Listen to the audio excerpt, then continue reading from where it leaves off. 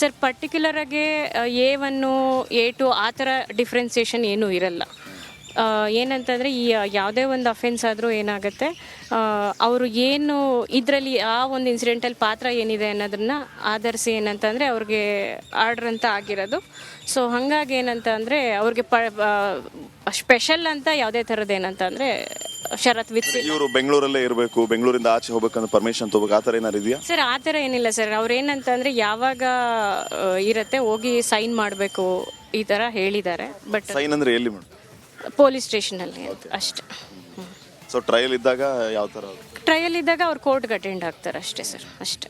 ಈ ಕೇಸನ್ನು ನೀವು ಮೊದಲಿಂದ ನೋಡ್ತಾ ಇದ್ರಿ, ಜೊತೆಗೆ ಅವರ ತಾಯಿ ಅವ್ರ ಜೊತೆನೂ ಇದ್ದಂಥದ್ದು. ಈಗ ಬೇಲ್ ಆದ್ಮೇಲೂ ಕೂಡ ನೀವು ಅವ್ರ ತಾಯಿ ನಿಮ್ಮ ಹತ್ರ ಬಂದರು, ಖುಷಿಯ ಕ್ಷಣಗಳನ್ನು ವ್ಯಕ್ತಪಡಿಸಿದ್ರು.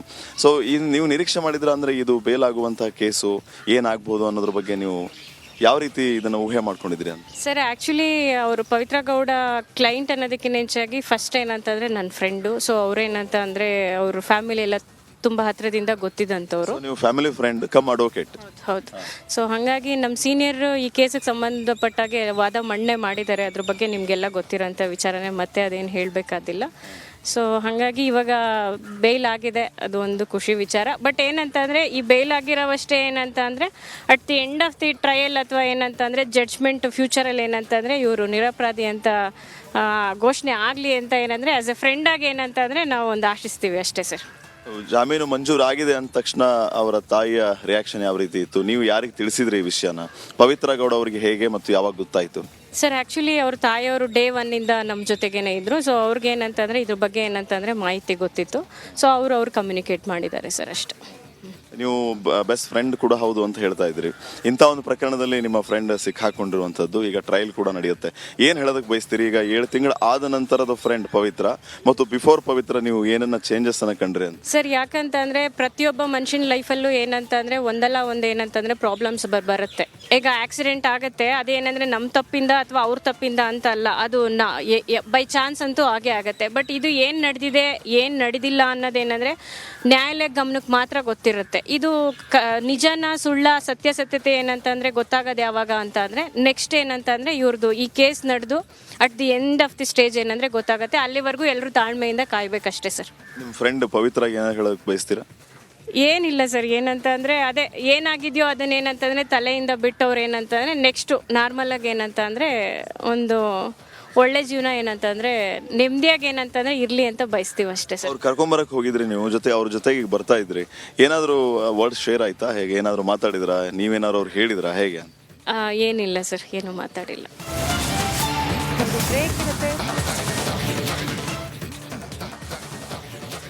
ಸರ್ ಪರ್ಟಿಕ್ಯುಲರಾಗಿ A1 A2 ಆ ಥರ ಡಿಫ್ರೆನ್ಸಿಯೇಷನ್ ಏನೂ ಇರಲ್ಲ. ಏನಂತಂದರೆ ಈ ಯಾವುದೇ ಒಂದು ಅಫೆನ್ಸ್ ಆದರೂ ಏನಾಗುತ್ತೆ, ಅವರು ಏನು ಇದರಲ್ಲಿ ಆ ಒಂದು ಇನ್ಸಿಡೆಂಟಲ್ಲಿ ಪಾತ್ರ ಏನಿದೆ ಅನ್ನೋದನ್ನು ಆಧರಿಸಿ ಏನಂತಂದರೆ ಅವ್ರಿಗೆ ಆರ್ಡ್ರ್ ಅಂತ ಆಗಿರೋದು. ಸೊ ಹಾಗಾಗಿ ಏನಂತ ಅಂದರೆ ಅವ್ರಿಗೆ ಸ್ಪೆಷಲ್ ಅಂತ ಯಾವುದೇ ಥರದ್ದು ಏನಂತ ಅಂದರೆ ಷರತ್ತು ವಿಧಿಸಿ ಇವರು ಬೆಂಗಳೂರಲ್ಲೇ ಇರಬೇಕು, ಬೆಂಗಳೂರಿಂದ ಆಚೆ ಹೋಗ್ಬೇಕಂದ್ರೆ ಪರ್ಮಿಷನ್ ತಗೋಬೇಕು, ಆ ಥರ ಏನಾರು ಇದೆಯಾ? ಸರ್ ಆ ಥರ ಏನಿಲ್ಲ ಸರ್. ಅವ್ರು ಏನಂತ ಅಂದರೆ ಯಾವಾಗ ಇರುತ್ತೆ ಹೋಗಿ ಸೈನ್ ಮಾಡಬೇಕು ಈ ಥರ ಹೇಳಿದ್ದಾರೆ. ಬಟ್ ಸೈನ್ ಅಂದರೆ ಎಲ್ಲಿ ಮೇಡಮ್? ಪೊಲೀಸ್ ಸ್ಟೇಷನಲ್ಲಿ ಅಷ್ಟೇ. ಸೊ ಟ್ರಯಲ್ ಇದ್ದಾಗ ಯಾವ ಥರ? ಟ್ರಯಲ್ ಇದ್ದಾಗ ಅವ್ರು ಕೋರ್ಟ್ಗೆ ಅಟೆಂಡ್ ಆಗ್ತಾರೆ ಅಷ್ಟೇ ಸರ್, ಅಷ್ಟೇ. ಈ ಕೇಸನ್ನು ನೀವು ಮೊದಲಿಂದ ನೋಡ್ತಾ ಇದ್ರಿ, ಜೊತೆಗೆ ಅವರ ತಾಯಿ ಅವ್ರ ಜೊತೆನೂ ಇದ್ದಂಥದ್ದು. ಈಗ ಬೇಲ್ ಆದ್ಮೇಲೂ ಕೂಡ ನೀವು ಅವ್ರ ತಾಯಿ ನಿಮ್ಮ ಹತ್ರ ಬಂದರು, ಖುಷಿಯ ಕ್ಷಣಗಳನ್ನು ವ್ಯಕ್ತಪಡಿಸಿದ್ರು. ಸೊ ನೀವು ನಿರೀಕ್ಷೆ ಮಾಡಿದ್ರ ಅಂದರೆ ಇದು ಬೇಲ್ ಆಗುವಂತಹ ಕೇಸು ಏನಾಗ್ಬೋದು ಅನ್ನೋದ್ರ ಬಗ್ಗೆ ನೀವು ಯಾವ ರೀತಿ ಇದನ್ನು ಊಹೆ ಮಾಡ್ಕೊಂಡಿದ್ರಿ ಅಂತ? ಸರ್ ಆ್ಯಕ್ಚುಲಿ ಅವರು ಪವಿತ್ರ ಗೌಡ ಕ್ಲೈಂಟ್ ಅನ್ನೋದಕ್ಕಿಂತ ಹೆಚ್ಚಾಗಿ ಫಸ್ಟ್ ಏನಂತಂದರೆ ನನ್ನ ಫ್ರೆಂಡು. ಸೊ ಅವ್ರೇನಂತ ಅಂದರೆ ಅವ್ರ ಫ್ಯಾಮಿಲಿ ಎಲ್ಲ ತುಂಬ ಹತ್ತಿರದಿಂದ ಗೊತ್ತಿದ್ದಂಥವ್ರು. ನೀವು ಫ್ಯಾಮಿಲಿ ಫ್ರೆಂಡ್ ಕಮ್ ಅಡ್ವೊಕೇಟ್? ಹೌದು. ಸೊ ಹಾಗಾಗಿ ನಮ್ಮ ಸೀನಿಯರ್ ಈ ಕೇಸಿಗೆ ಸಂಬಂಧಪಟ್ಟಾಗೆ ವಾದ ಮಂಡನೆ ಮಾಡಿದ್ದಾರೆ. ಅದ್ರ ಬಗ್ಗೆ ನಿಮಗೆಲ್ಲ ಗೊತ್ತಿರೋಂಥ ವಿಚಾರನೆ, ಮತ್ತೆ ಅದೇನು ಹೇಳಬೇಕಾದಿಲ್ಲ.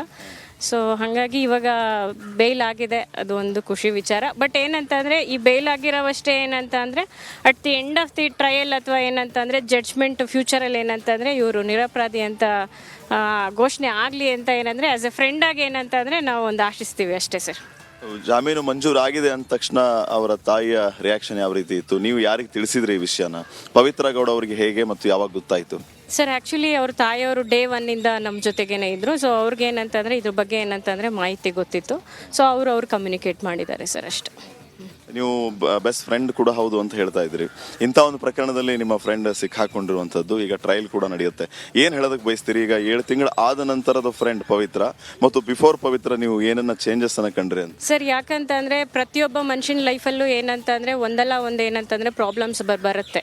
ಈಗ ಆಕ್ಸಿಡೆಂಟ್ ಆಗುತ್ತೆ, ಅದೇನಂದ್ರೆ ನಮ್ಮ ತಪ್ಪಿಂದ ಅಥವಾ ಅವ್ರ ತಪ್ಪಿಂದ ಅಂತ ಅಲ್ಲ, ಅದು ಬೈ ಚಾನ್ಸ್ ಅಂತೂ ಆಗೇ ಆಗುತ್ತೆ. ಬಟ್ ಇದು ಏನು ನಡೆದಿದೆ ಏನು ನಡೆದಿಲ್ಲ ಅನ್ನೋದೇನಂದ್ರೆ ನ್ಯಾಯಾಲಯ ಗಮನಕ್ಕೆ ಮಾತ್ರ ಗೊತ್ತಿರುತ್ತೆ. ಇದು ನಿಜನ ಸುಳ್ಳ ಸತ್ಯಾಸತ್ಯತೆ ಏನಂತಂದ್ರೆ ಗೊತ್ತಾಗೋದು ಯಾವಾಗ ಅಂತ ಅಂದ್ರೆ ನೆಕ್ಸ್ಟ್ ಏನಂತಂದ್ರೆ ಇವ್ರದ್ದು ಈ ಕೇಸ್ ನಡೆದು at the end of the stage ಏನಂದ್ರೆ ಗೊತ್ತಾಗುತ್ತೆ. ಅಲ್ಲಿವರೆಗೂ ಎಲ್ಲರೂ ತಾಳ್ಮೆಯಿಂದ ಕಾಯ್ಬೇಕಷ್ಟೇ ಸರ್.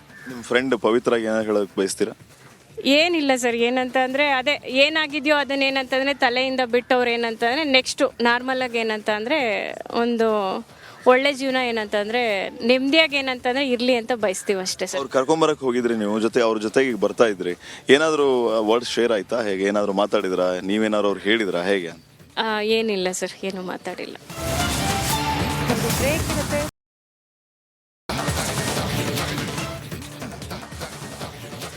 ಸರ್, ಪರ್ಟಿಕ್ಯುಲರಾಗಿ A1 A2 ಆ ಥರ ಡಿಫ್ರೆನ್ಸಿಯೇಷನ್ ಏನೂ ಇರಲ್ಲ.